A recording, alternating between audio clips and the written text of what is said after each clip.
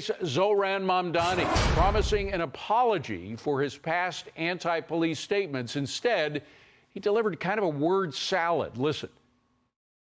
I'm running to be a mayor for all New Yorkers.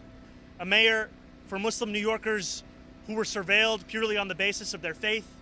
And a mayor for black and brown New Yorkers who have been victims of brutality. My politics is not a theatrics in where I speak to the media to convey what I am speaking with officers. At the core of this campaign has been those conversations. Conversations with rank and file officers, conversations with officers in leadership, and conversations that recognize not only the pain and the diagnosis of it, but how to go beyond acknowledging it and addressing it.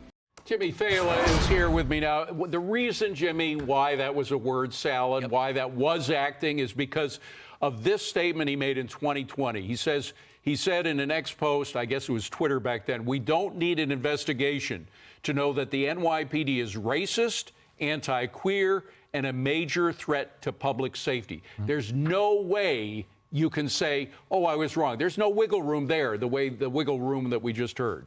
No, I mean, if they wanted to have a good mayoral debate, it should be Mamdani versus an iPad full of his tweets. Right. Because he's on both sides of every one of these issues. And you think back to the fraud of who this guy is. That tweet, he's concerned about anti-queer. The dude had his wedding in Uganda, which criminalizes homosexuality with death. If you go to a gay wedding in Uganda, they don't play Here Comes the Bride, they play Here Comes the Cops. Okay, the cops, because they have them there, right. Unlike what Mamdani was advocating for. So there's no apology coming. And you always know when you start to hear the things about conversations and communities and all New Yorkers, that's what this mayor tenure would be. Okay, it would be de Blasio on steroids. Next one, Jimmy. Bill Maher is praising Republicans' willingness to engage in open dialogue after Charlie Kirk's assassination. He says the left is the party of, quote, I don't talk to you, you're deplorable.